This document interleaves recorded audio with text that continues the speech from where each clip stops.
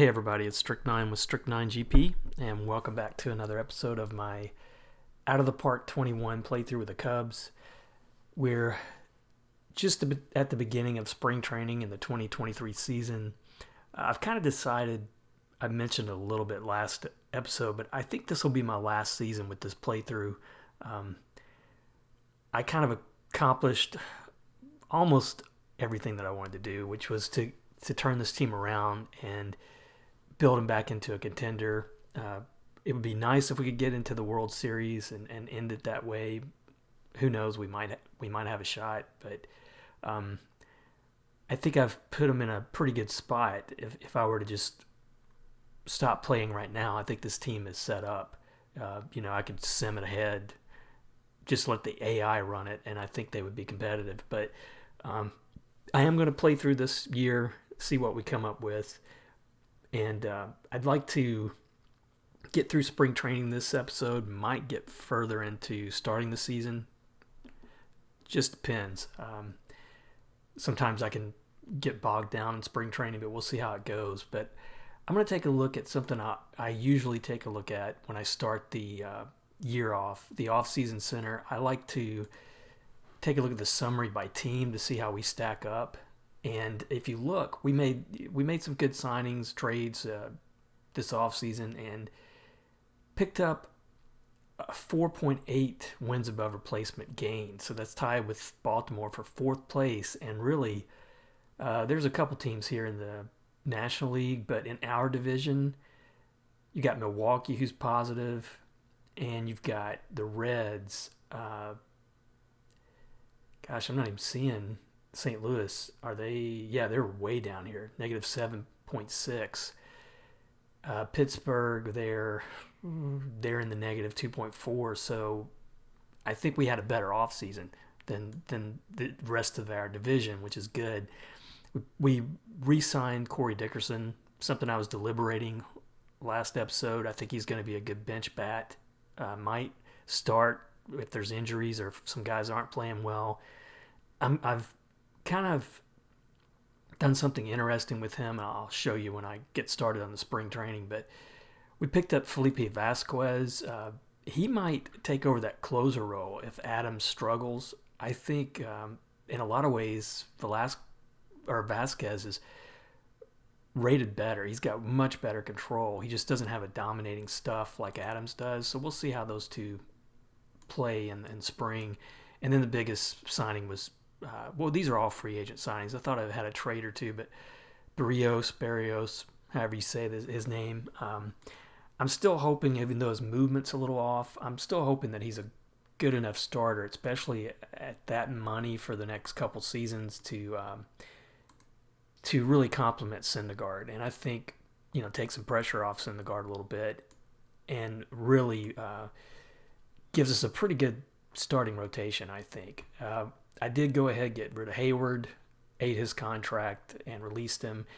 We let go Sonny Gray, who's still out there in free agency, still available as spring starts. He's a 3-star pitcher. He's going to get signed. I just don't know who's going to take him on, but that would be a value. I know I was down on him last year. He had one great start for us in the playoffs, but still has 4 solid pitches and great stamina. So if we get into spring and start seeing some injuries, I might pull the trigger as much as I would hate to do it, but that is a very good value for this guy at this point in his career. Also, we lost Justin Wilson, nothing really big. So we really look good in the offseason. I'm going to go ahead and take a look at the pitching staff and lineups that we have. We got a lot of pitchers coming through spring training to try out. And it's going to be, and that's what I'm saying too, about Sonny Gray. When you get down to our 4th and 5th spot in the rotation, he might wind up being an upgrade. But here's what we got. Take a look at the pitching rating. So we've got Syndergaard, 4.5 stars, leading the way. Then Barrios, 3.5 stars. Still, I think, a pretty competent second starter. Banda, who had just an awesome year for us last year into the playoffs. he's going to be the third starter. I think he'll be comfortable there. Then it gets a little iffy. Brent Honeywell, who 2 seasons in since one and a half, I guess, seasons into that trade with Tampa Bay, he's not developing any at all. And I like the fact that he has 5 strong pitches. His control and stuff are pretty good, decent stamina, but the movement's hurting him. He had 33 home runs last year that he gave up. Again, I'm thinking he's serviceable, but past this year, I might be needing an upgrade. Hendricks, I don't know what to make of him. About the only thing you can say for him is he's got good control and stamina, and I'm putting him in the 6th spot in that rotation just to see how he does in spring. Corey Abbott is going to be in the 5th spot. You know, you could kind of interchange those two guys depending on how they do. You know, that's where our in terms of the pitching staff, that's where our struggle is going to be, that 4th and 5th starters. But the bullpen with Vasquez, that pickup, I like what we have in the bullpen. Rasmussen gives you really good stuff. He had a good year last year.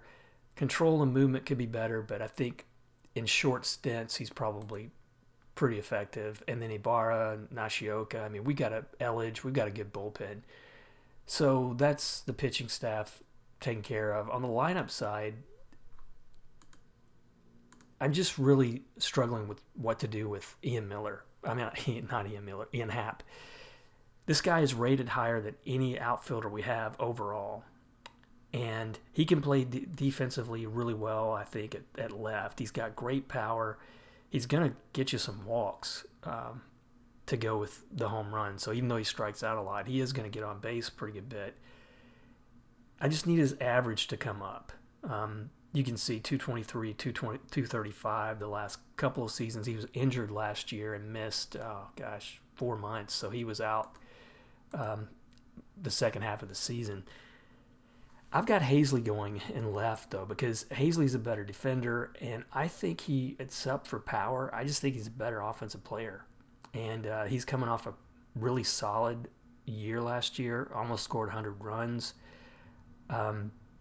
He is better defensively. If I'm looking, we don't have his defensive stats carried over from last year, but I'm just going to throw the mix out there. Let Happ and Dickerson get some time against right-handed pitchers, but Hazley's going to have that starting spot for now. Same with center field, Inciarte. I'm letting him go in center because I think he's a good leadoff hitter. He's got great contact and gap power and eye, and I still like him in the top of the lineup. And then Brennan Davis, I'll leave it right and hope that he can kind of repeat what he did last year, his rookie year. But the outfield is stacked. We've got Dickerson, Barrera, who I picked up last year in a trade and looked good. Ian Happ. Those guys are out right now. I've tried trading Ian Happ, just throwing him out there to see what I can get, and I just can't get anything for him. He's a free agent, too, after this year. So this is pretty much make or break for him with the Cubs, at least with my Cubs. So we'll see how he does. And that's pretty much the big questions, is who to go with at left and center in the outfield. The rest of the lineup's going to look pretty much the same as it did last year. Rizzo, Caratini, Horner at second, Segura at third, Rojas at short. Clement's going to get some time, bench player that I picked up last year. I still think this guy's got really some ratings about him that make him good enough to start at second for sure. But I think Horner is kind of, after what he did last year, I think he's pretty much claimed the second base spot. I mean, that's his to lose, so I'm not going to tamper too much with him. But Rojas, aside from his defense, he's not going to give you much offense. He's signed for another few years, really, but that last one's a vesting. And, you know, when you get to that point, I can bench him if I don't think I want to keep him another year. But we'll see how he does, too. Against lefties, though, that's where it could get a little different, even though I'm going with the same outfield lineup. Hap might get more play time in the long run.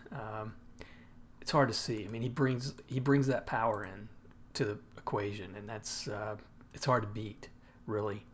Um, his power on this team, anyway. I don't know if anybody has power like Hap.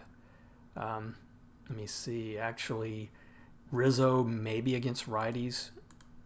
Yeah, I mean he's got 60 power too, but Hap has more power than anybody on the team ratings wise.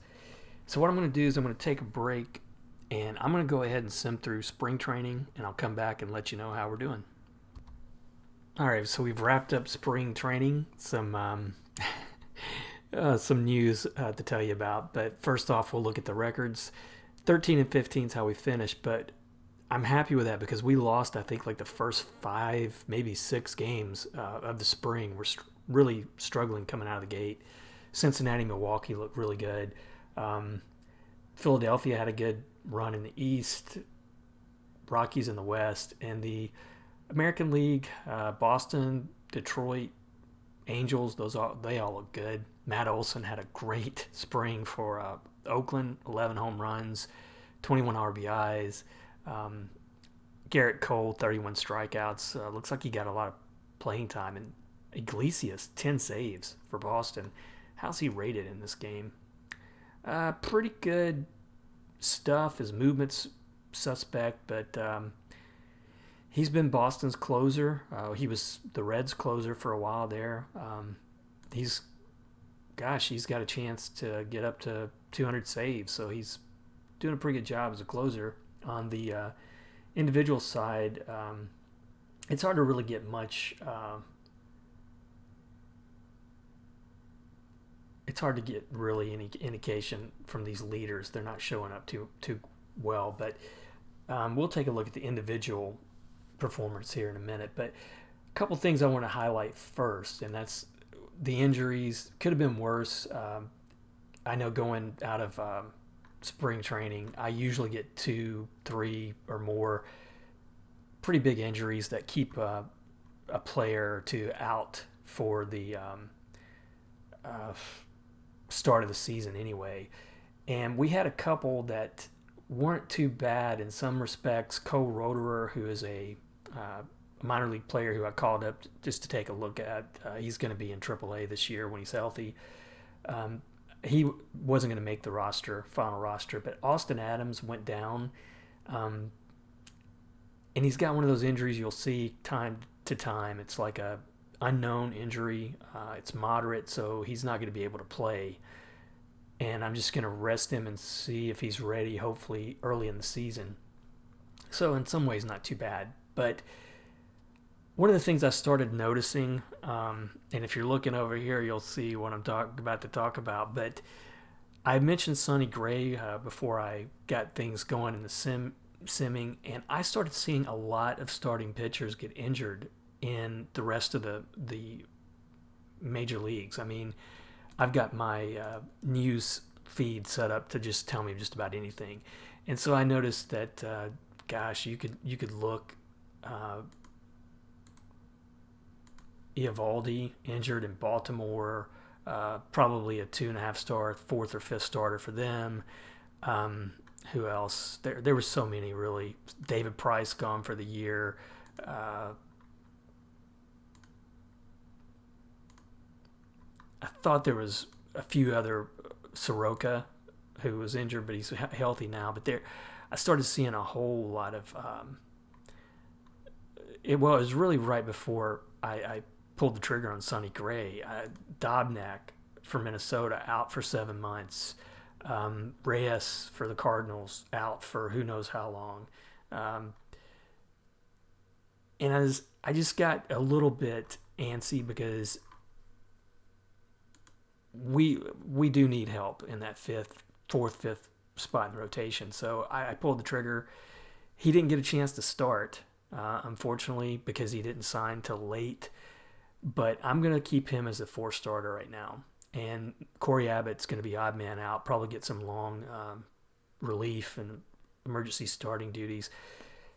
But in terms of how we looked, and it was that third, Banda looked good, Honeywell looked good. Um, and I think it was just a poor start, but Syndergaard didn't have a good spring, and Berrios didn't have a good spring, so yeah, that can happen. I'm not too worried about it. But I think that makes that five-man rotation now a little bit better with Sonny Gray. We'll see if a full season with us makes a difference. And then the rest of the staff, man, I'm going to have a lot of picking and choosing. I mean, Elledge looked terrible in the spring. I mean, 16 earned runs in 11 innings. I don't know what's up with him, but he'll be there, I'm sure. But like McGill, he's I can go ahead and weed him down right now. I'm going to go with 13 pitchers like I usually do. Ryan Jensen, he's going to start in AAA anyway. If he improves that movement, he's got a chance to be in this rotation in a year or two. Tyson Miller, did I already call him down? He's going down to AAA. Raleigh Thompson, who's injured right now, but he's a 3-star relief pitcher, but he needs to start. I want to give him some starting time in AAA as well. He's looked good at times in the minors as a starter. I think I'd like to see him get more development that way. So what does that leave us with? There's 1, 2, 3, 4, 5, 6, 7, 8, 9, 10, 11, 12, 13, 14, 15. So I gotta cut a couple here.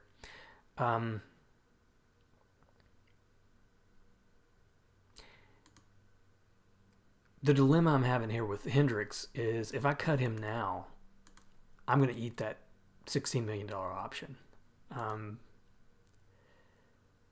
So I'm almost really going to have to keep him on the roster for now anyway. So that leaves Wyatt Short. He has looked pretty bad last season. Call up in Iowa. I'm going to send him down for sure. And so what does that get me to?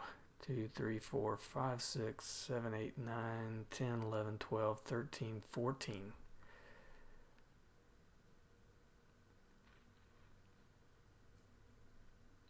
I mean, Patterson, although he had a good spring, in some respects, I'm going to call him down again, and he may be out of options. Nope, he's still got an option left.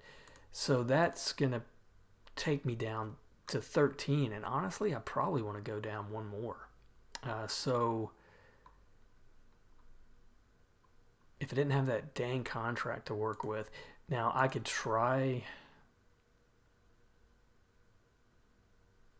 shopping him around and seeing if there's any takers. I know there's not going to be.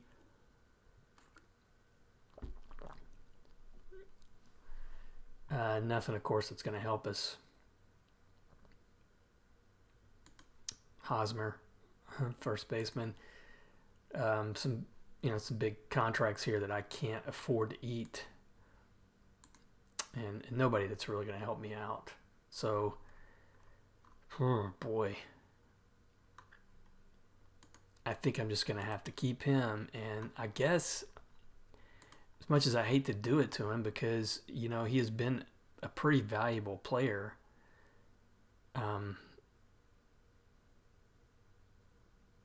Let's go back to the pitching staff and see who looked good and didn't. But I mean, Kyle Hendricks, of course, looked terrible. I think Abbott, he has plenty of option years left. I'm going to send him down for now. He might, get an injury call up. So that gives me, I think, 12, which is, I said 13, but I really need to go to 12. 1, 2, 3, 4, 5. Yep, 12. And then on the lineup side, Hernandez looked amazing. This guy, 25 years old, 3-star from my scout, 3.5 potential with OSA. This guy could start for a lot of teams. And here I have Caratini, who I just signed to that huge contract. I'll have him as a team option after next season. So if Hernandez performs, it could be that I can release Caratini, or the Cubs can release Caratini after next year. But he didn't have a great spring, but I think still he's the better offensive player and a good defensive catcher. Ademan, I know right away he's going to be called down. He might be nope, he's not out of an option year. So I got to get down to 13. Miller, he's going to get called down.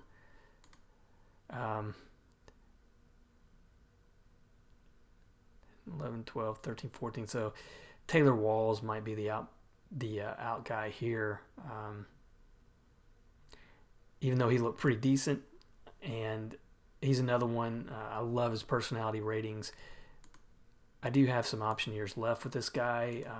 He's a 3-star now, so he could, for a lot of teams, he could start. He plays short and second really well defensively, but I just don't like his offensive ratings. That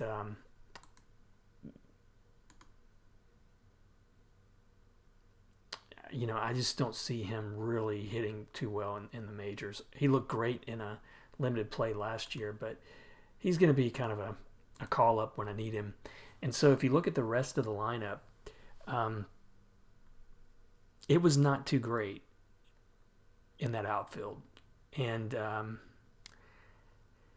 I think I'm going to have to go with what I've got for now. Hazley, I think, is going to, once things get going, he's going to be better than he has been. But Happ was just terrible in the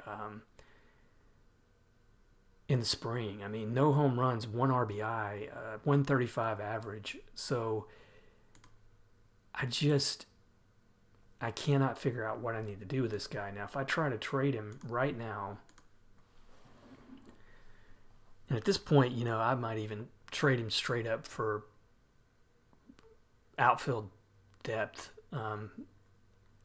As crazy as that may seem, I mean, I can get some good players for him right now. I can see right off the bat. De La Cruz here in Atlanta, who's been a starter in the minors, got some development left to go, could potentially work into starting slot, but he's probably going to be mostly in the relief. Duplantier, if I hadn't pulled the trigger and picked up Sonny Gray, he might have been a good option as well. He hasn't really done too well in either this playthrough or the playthrough I've got with the Phillies. I mean, you can see after that pretty decent, I guess, September call-up in 2020, he's been back and forth between AAA and the majors, and it hasn't looked too great. But that wouldn't be a bad trade. I mean, getting him to replace Honeywell.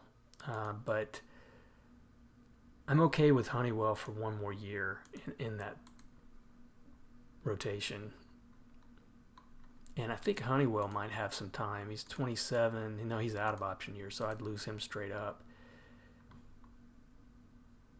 Here's a 23-year-old starter who's got some upside. 21-year-old starter who's a ways away from really making the majors, but again, he's got some upside. It looks like he's the 68th ranked prospect. So I could definitely get some prospects here for Luis Castillo. Wow.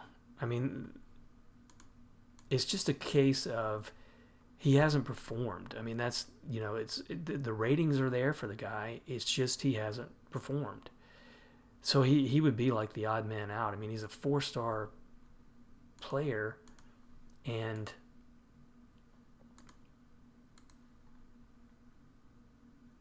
man, that Castillo,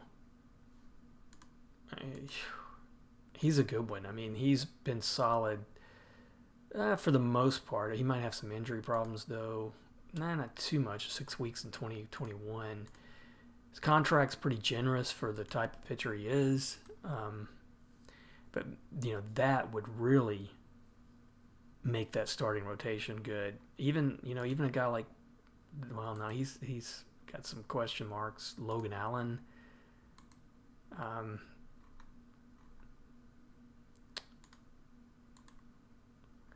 the more I look down this list, I mean, Eduardo Rodriguez, who was a former Chicago Cub when I first started this playthrough, he's still hanging in there.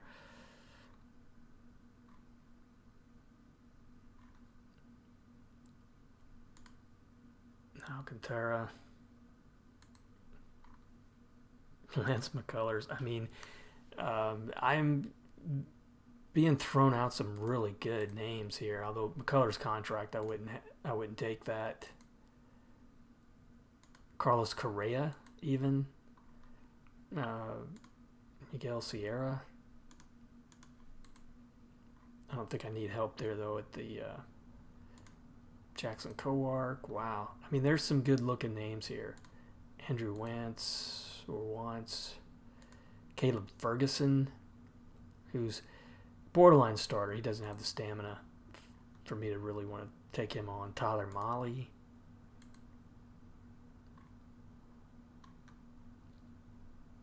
Brandon Woodruff. Even Josh Hader. I mean, there's a lot of interest in him right now. Loazaga. He had a great year, really, with the Yankees last year. I don't like his stamina as well.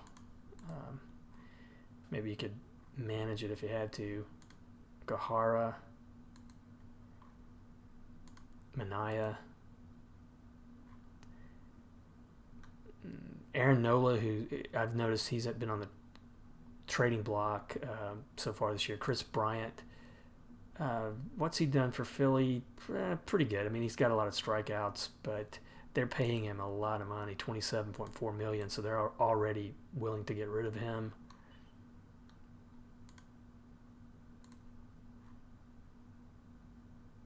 Zach Davies, his ratings are so. Logan Gilbert, man, there's just a lot of good pitchers here. Alec Burleson, hold on just a minute. 24 years old. He's a left fielder. He doesn't have the defense, but he's the number 5 prospect in baseball right now, and that's with St. Louis. I mean, this guy's going to be good contact, good power. He also looks like he pitches.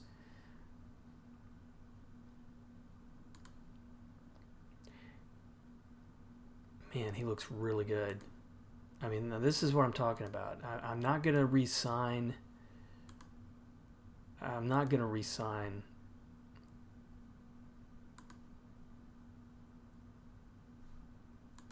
Hap after this year, and my guess would be I would put him right away in AAA, and he may get a call up.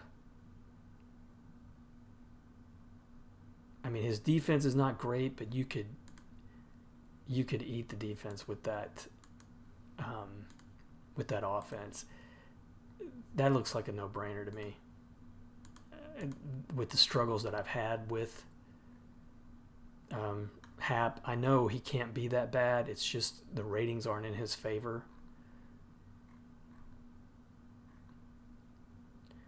And that's done. I mean, that is an amazing prospect to be offered in trade. His personality, he has a placid demeanor. I mean, I don't think that'll hurt him too much. He's moved up pretty quickly. He's coming off a great 2022 in AA. I'm going to take, and let me see what his options are like. Yeah, I'm gonna make this trade. I'm going to trade for him. I know I'm going to take a hit in fan interest. It decreases noticeably. But I'm going to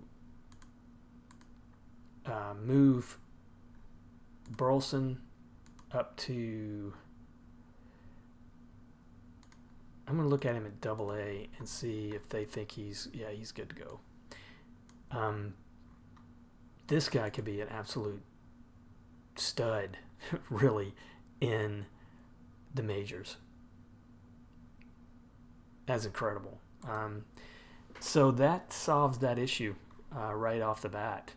And so that means that I think we have to go now with 25 players. So I've got the 5 outfielders. It might allow me for now to bring up Tyler Walls and that means that, you know, I can put him as a backup with Clement in case Rojas struggles. So that'll be good. He's got some good speed too, so he'll be good as a pinch runner. So now let's go ahead, go up to opening day. Austin Adams is ready to come off, so now I got another dilemma because here's Hendricks playing out there. Now I don't know if in this playthrough, I know in my Phillies playthrough, there's been no evolution in this one, but they increased the active roster size, so I guess they didn't in this one. Oh boy, Hendricks are killing me. I mean, I can't afford to remove too many of these other pitchers at this point. And really, I'd rather have Abbott up there than Hendricks anyway. But obviously, Adams is going to come off. Let's take a look. If I go to opening day, see if I get a message that my roster's full.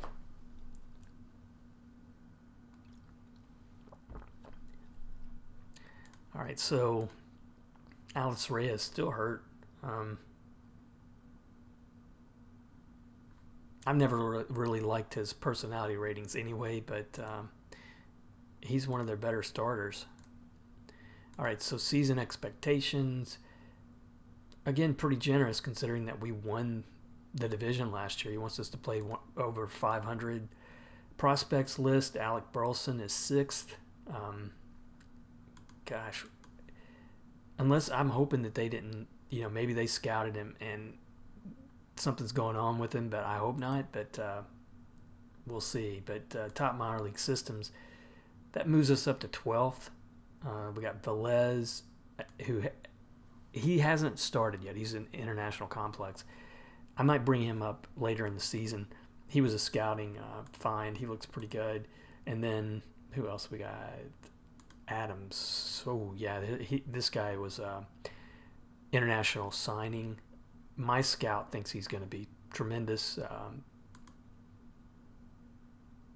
Still good contact and everything else except power from OSA.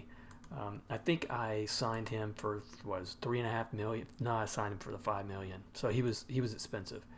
But now I'm going to take a look and see how the roster looks. No, it's 26. It is a 26. So I'll be 13 and 13 in that. So Austin Adams is going to be the closer. Velasquez is going to be set up and closer. And I'll just have to deal with Hendricks for now. And then in the lineup, I'll move it around, but I think against righties, that means that Dickerson is going to get... I think he's going to get some play time against righties, like every, fourth game. I really like... well, I put him in short. What was I thinking? I really like...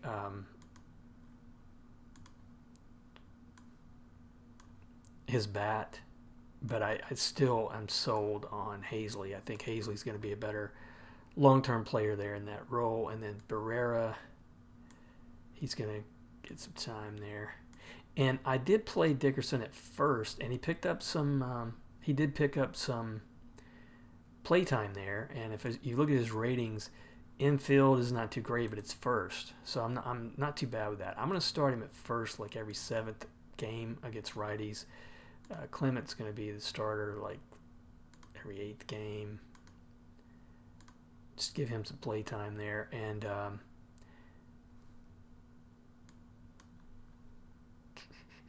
Taylor Walls will come in. Don't have the speed now, I guess, in off the bench, but it'll be okay. And then Hernandez, well, no. Taylor Walls. Who's going to be the Clement? That's right. Dickerson, not too fast, but, he'll do. And then against lefties, Rizzo, how's he rated against lefties? Decent. Dickerson, he's decent too. Let's give him a start every 7th game. And I also want to move catcher down a little bit there. Hernandez, how's his ratings against lefties? Pretty good. I want to give him some time, see if he develops a little bit. Can he play first? Not yet. And then Horner, if he's tired.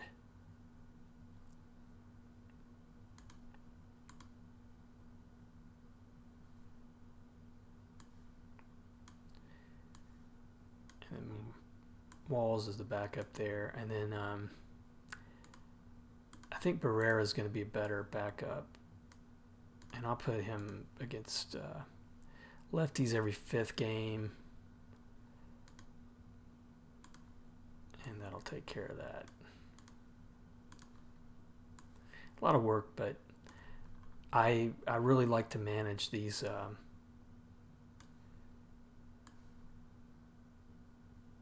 well, no, I'll leave. I really like to manage the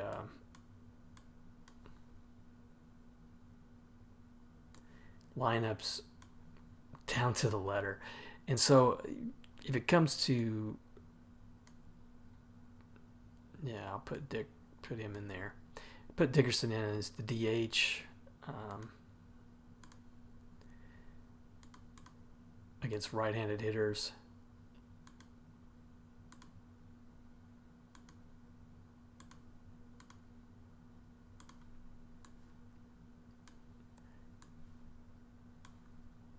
And then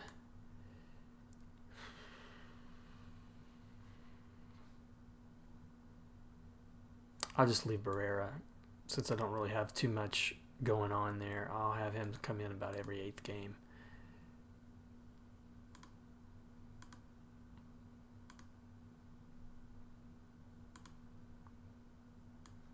And I guess Barrera could be the backup DH there.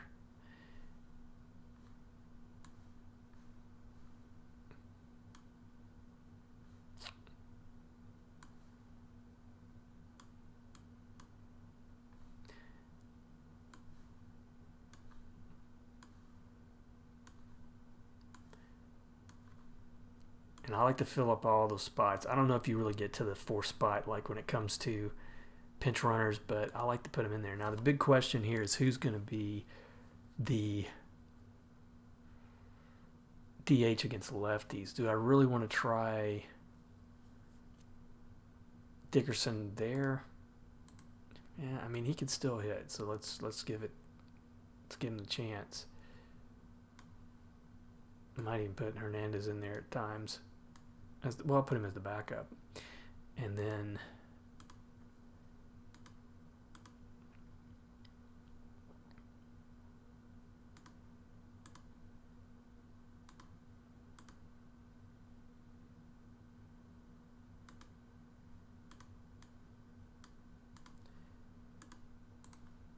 I really like Barrera as a bench player.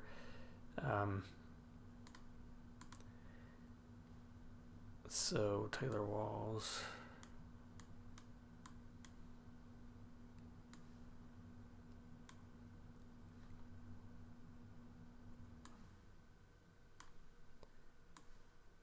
All right, so that's how it's going to look. Now we haven't. The one last thing I'm going to do here before I end this episode. So everything's set here with the lineups, rotation. Looking pretty good. I think this might be good enough. I'm even going to move Sonny Gray up to 4th spot. Keep Honeywell in the 5th spot. Big question in pitching is how those guys down there at the bottom do, and also is it going to be Austin Adams or Vasquez who take over at closer? But I want to look at the preseason predictions and see what they have going for us. Start at the American League. So we got Tampa Bay, New York, Cleveland. Pretty easy win over Minnesota in the Central, and then Houston just kind of running away with it in the West. Guerrero Jr. expected to hit 60 home runs in this one. In my playthrough with the Phillies through 2033, he's at 500 plus home runs, knocking on the door for 3,000 hits, multiple MVP, had a great career. You got Ramirez. Franco's another one who's had a tremendous career. This is going to be probably his first full season in the majors at Tampa Bay. He is a certain Hall of Famer in the playthrough I've got with the Phillies. It's Lindor. White, who was Rookie of the Year last year. He's going to have another good year. Altuve, Gallo, 56 home runs, but a 229 batting average. And then pitching wise, Visa, I'm not familiar with him. 28-year-old starter. He's coming off a pretty decent year, but he's got great ratings. ERA is probably going to be high from these predictions, but he's going to have a good year. Cole, still a 5-star pitcher.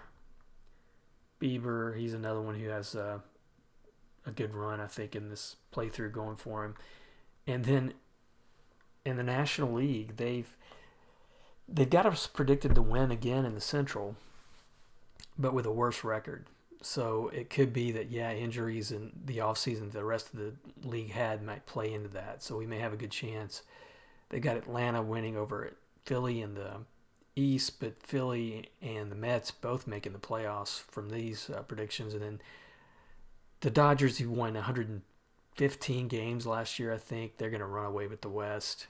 And then individually, I don't see any offensive players here showing up on the top predictions here, top hitters. Lux, Bellinger, Soto, Acuna, Tatis, Freeman, Albies.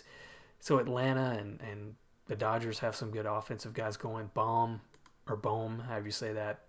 I mentioned him last episode. He's coming off an outstanding rookie season for Philadelphia, and he's going to be a great player in this version of Out of the Park 21. I think the way, if you're using those default rosters that the game came with, just the way he's rated, he is set to really succeed, I think, if he stays healthy. And it looks like he's going to do it in this playthrough, may even have a better one, because I don't think he had that kind of a rookie season with me. But again, he finished with over 450 home runs for the Phillies. Just a great career I had going with him. Pitching wise, we got Buehler having a great year. Might get his Cy Young this year if he stays healthy. I would think he's the best rated pitcher in the National League by far. A true 5-star pitcher. Everything is dominant on this guy. Soroka, Hudson. I'm surprised here because the only one I see from our team is Banda. He's showing up as a top performer, and hey, I've got got Syndergaard and Barrios here, so I don't know. Hopefully, I think the way they arrive at the predictions is they do multiple sims, so it could be that injuries or something started happening. Syndergaard coming off that big injury from last season, 4 months, so he might start developing some injury proneness. He's 30 plus years old now, and I worried about that a little bit when I got him, but he was way durable when I signed him, and that's a lot of money. But hey, that's what you got to do sometimes. But I wouldn't have been in this position to do that if I hadn't gotten rid of Baez and Bryant, some of the players that I moved on. So this will do it for this episode. I'll go ahead and I thought I might send through some of the season, but I'll do that next episode, and maybe try to get through the season in 2 or 3 more episodes. But this could do it. This could be my last time here, and hopefully hopefully we can repeat and maybe this year stay healthy and get past the Dodgers. It looks like that's who you're going to have to get past in the National League for sure. But as always, I appreciate you guys watching and supporting my channel. Hope you enjoy the series, and I will see you next episode.